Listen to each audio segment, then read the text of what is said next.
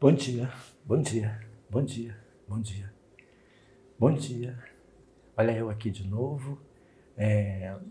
Vamos continuar aquela apresentação de numerologia para as previsões de 2024. Depois de eu ter apresentado aquela régua, digamos assim, dos elementos primários, eu agora vou apresentar uma tabela, que é a tabela numerológica, é a fonte da onde se extrai as informações em relação aos elementos pessoais.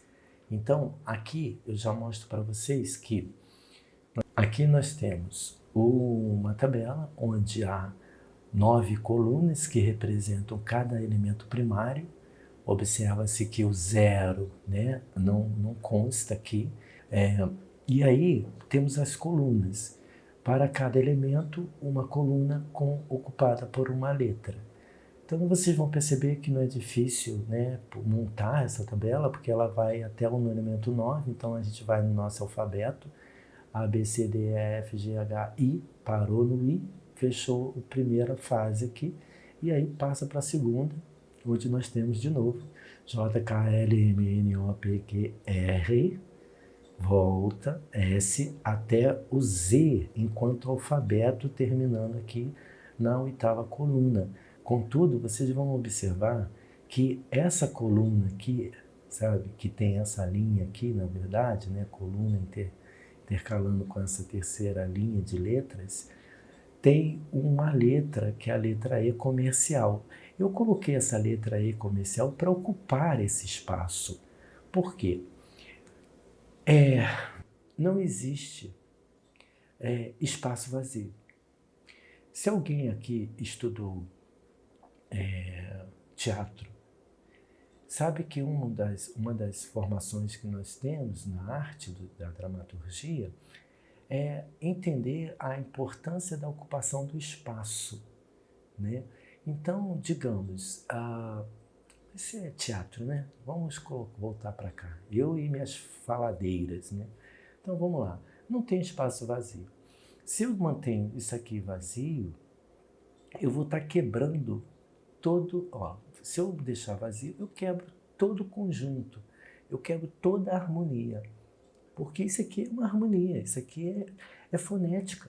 A numerologia baseia-se em fonética. Fonética, mantra, nome. Mas isso a gente vai, no avançado, a gente vai poder estudar isso. Mas o que acontece? Esse E comercial que eu botei como um símbolo de ocupação do espaço, ele tem a sua significância. Por quê? Esse E representa o quê? Ele vai vir aqui embaixo, você vem aqui embaixo e vai ver o quê? Você vai ver o E, que é igual um E mesmo, o D e o DA. Isso porque nós temos nomes, e os nossos nomes, alguns nomes, nem todos os nomes, são acrescidos de um desses, né, dessas palavras aqui, né? Maria Antonieta e Silva, João de Carvalho, Betânia Maria da Costa. Então, olha só, entrou o D, né, que estão dentro de uma composição de nomes, não de todos os nomes, mas de nomes. Então, eles têm lá o seu valor. Porém, esses são aditivos. Então, esses aditivos, eles têm o seu valor. Contudo, a gente não pode dizer que eles são nomes, que eles são mantras, né? Eles são aditivos. Poderia ser na gramática lá uma preposição da vida, né? Mas aqui, não são, o certo é o seguinte, não são nomes. É muito importante entender que não são nomes. Entretanto, nós temos nomes que são os nomes compostos, onde, nesse caso de nomes compostos, é importante dar uma atenção nesse espaço, porque ele não é vazio. Maria, olha só, Maria de Fátima. Nós temos Maria de Fátima, mas também temos Maria José. Nós temos Maria, poderia ser Maria de José, que até existe, né? Então, o que acontece? Se a mãe, o pai, o tutor, a tutora, seja quem for, né, indicou o nome para aquele nascido, ele tem uma identidade. A identidade dele está associada àquele nome que foi dado a ele, a ela, né? Se a pessoa, no caso de Maria de Fátima, colocou lá Maria de Fátima Rodrigues. Se ela colocou Maria de Fátima Rodrigues, é porque ela queria que aquela criança, que seja o filho, né, ou a filha, se chamasse aquele nome. Porque se ela quisesse, no caso, Maria, estou escrevendo aqui, né? Maria de Fátima Rodrigues. Então ela, Maria de Fátima Rodrigues. Esse é o nome. Um nome é um mantra. Um mantra se liga a frequências energéticas que tem nessas frequências, tem vibrações. Essas vibrações são mais ou menos intensas, elas também têm uma régua de intensidade. Então, cada frequência tem intensidades vibracionais. Essas intensidades vibracionais se correlacionam com os mantras em suas origens. Por isso é que muitas das vezes, quando eu vou pedir os dados de uma pessoa para fazer o mapa, o que eu peço? O nome completo, de solteira, isso quando mulher, obviamente no Brasil, né? Data de nascimento e aonde ela nasceu, em que cidade ou em que país, né? Aonde ela nasceu, a localidade, porque isso também conta nessa questão da interligação cósmica entre o cosmo, né? A parte astronômica, para a gente compor aquele ser único. Então, se a pessoa que deu o nome Maria de Fátima Rodrigues quisesse que ela se chamasse Maria Rodrigues, ela não teria posto de Fátima. Se ela quisesse que aquela pessoa chamasse Fátima Rodrigues, não teria posto o Maria, né? Então, nesse caso, esse elemento Maria de Fátima, o de, ele tem peso. Ele tem um peso, que é uma adição ali, é um peso de ligação, ok? Agora, se fosse Maria de Fátima Rodrigues de Albuquerque, aí esse outro D, o de Albuquerque, já não tem peso nenhum. O Rodrigues de Albuquerque não compõe um mantra. Primeiro porque o mantra, na maioria das vezes, a gente associa o mantra àquele nome que a gente que intensifica, aquele nome que a gente identifica de primeiro, né? E assim, quando você tem um D de sobrenome, não tem peso, né? Através dos estudos, das pesquisas e tal, não tem peso. Agora, o da composição, de composição para identificar um único ser, aí sim tem peso, ok? Meu nome é Sérgio Jorge de Oliveira. D não tem peso nenhum, entende? Algumas pessoas vão associar, né, que possam estar aí assistindo, pode associar, mas Sandra de Sá, mas não era Sandra de Sá, era Sandra Sá, né? Botaram um D. Porque quando colocaram um D, aquele D tinha uma função aditiva, tinha uma função para uma determinada, como eu sempre falo, um determinado porquê. Isso também é um estudo avançado, isso aí está lá na frente. Mas, de todo modo, Sandra Sá era um mantra, Sandra de Sá é um outro mantra, entende? E a numerologia, ela se baseia em quê? Nos nomes. E os nomes são mantras, entende? A numerologia, antigamente, ela só estudava o nome. Para governo de vocês, eu estou gravando em duas câmeras, tá? Uma, minha câmera, e aqui uma outra, que é do celular. Então, antigamente, lá nos antigamente, como eu costumo falar, né?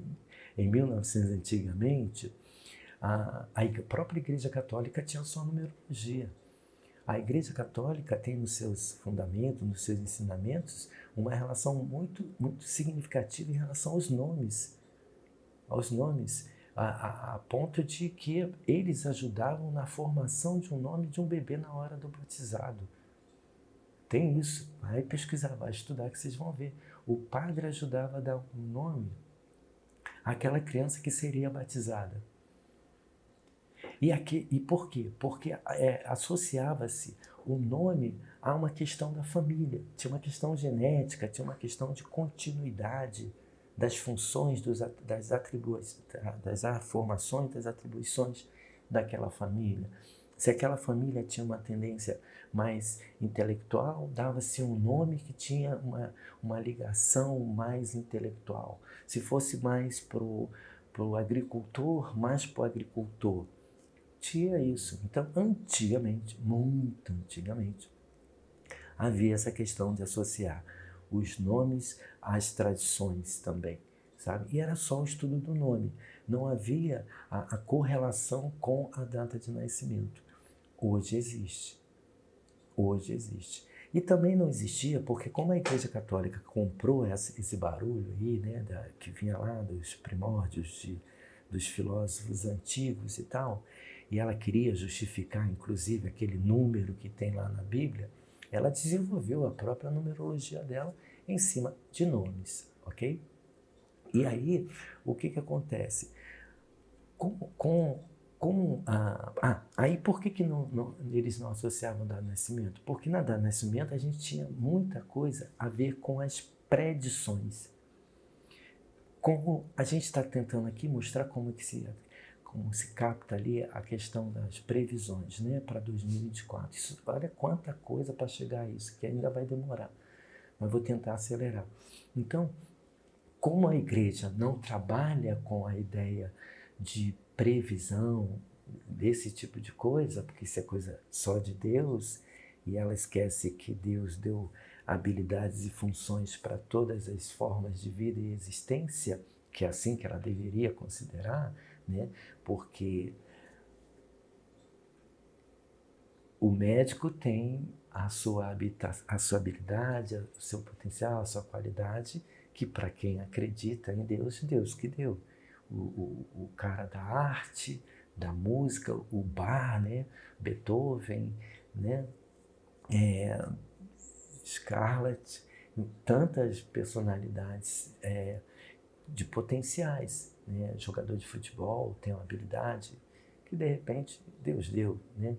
Mas não é também porque, botar entre aspas, Deus deu, que ela também não tem lá a sua funcionalidade na existência, que isso também é muito importante. Então, essas funcionalidades na existência é muito encontrada numa associação entre o nome e a data de nascimento, as previsões, nome e data de nascimento. Todavia, como eu digo, tudo é dual. Então, se você tem um nome, você tem uma data. Se você tem um sol, você tem uma lua. Se você tem um sim, você tem um não. E por aí vai. É essa composição que nos identifica, nos torna único, e é essa mesma composição, nome e data de nascimento, é o que precisa ser analisado até mesmo nessa ideia de predisposição. Não é necessariamente uma previsão, porque eu diferencio predisposição a uma previsão. Previsão parece que é aquilo que vai de fato acontecer. Eu não sei, sabe? Eu sei que existe sim predições, predisposições, né? E essas predisposições, elas podem sim também ocorrer, mas esse ocorrer faz parte de todo um processo. Por quê? Se a gente fala em previsão, a gente está falando em futuro. Se a gente está falando em futuro, a gente sabe que o futuro, de certo modo, está ligado ao presente. Como o próprio presente, ele tem um respaldo do passado. Por isso é que nos meus trabalhos que eu faço, eu não separo. Vocês, quem pegou aquelas aulas lá de tarô, sacou isso. passado, que gera um presente, que gera um futuro. Então, eu tenho uma predisposição ali nas minhas previsões, eu tenho uma predisposição ali, mas essa predisposição vai estar associada ao meu eu, que está no nome, né? Ao meu comportamento, que está no nome, a minha personificação, que está no nome, que vai se interligar naquela frequência, que vai estar meio que ali, entendeu? Entrando naquela frequência tal, recebendo aquela conexão, vivendo aquela conexão vibracional e aí entrando no caminho do existencial. Então, algo se torna existente, algo se torna fato a partir desse eu, né? A partir de como eu estou lidando com o meu presente para também não estar equidistante ou não estar descompensado daquela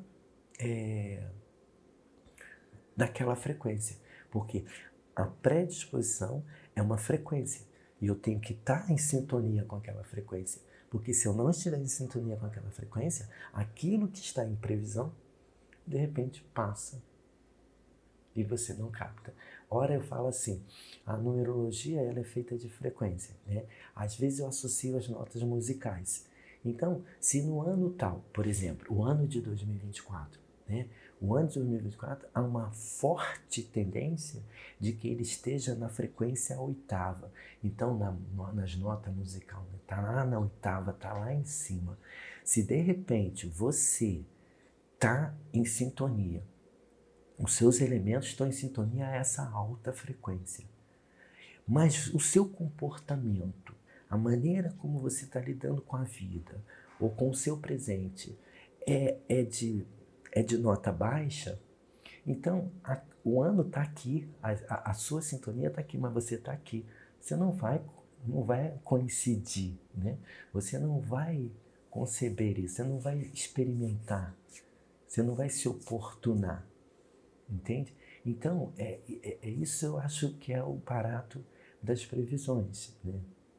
Eu não acho que tudo, de certo modo, está ligado a tudo. Então, eu preciso estar em sintonia com aquilo que está para mim. Mas se eu não estou em sintonia, eu também não posso reclamar de não ter aproveitado aquele ano que estava favorável para isso, para aquilo outro. Nesse caso, por exemplo, da oitava, que eu já vou encerrar com isso e continuo na sequência, o que acontece? Se eu estou em oitava, né, se eu estou na vibração, na frequência das vibrações de oitava, que são altas, e essas altas significa que eu também tenho que estar alto, vamos chamar esse alto de altivo, né? Então, há uma exigência do meu comportamento estar altivo para que eu me sintonize com as energias altivas. E aí, ao me sintonizar com as energias altivas, eu absorvo tudo aquilo, ou quase tudo, não sei, aquilo que está naquela mesma frequência altiva. Então, eu tenho que pensar grande. Se ali diz, pensa grande, porque o que está para você hoje é grande. As coisas pequenas não estão aqui. Mas aí você, na plena humildade, simplicidade, ou não sei o que é bacana, é bonito, mas lembre, tudo depende de comportamentos e dos porquês. Então, se eu ambiciono, e a frequência de ambição, eu tenho que ambicionar. Isso não necessariamente vai me fazer uma pessoa, sei lá, imponente, uma pessoa orgulhosa, uma pessoa... Não, eu vou continuar sendo humilde, eu vou continuar sendo... Mas eu hoje, nesse período, ou nessa situação tal, eu preciso pensar grande, sabe? Mas isso não me faz uma pessoa, sei lá, pessoa escrota, tá bom? Enfim, até a próxima.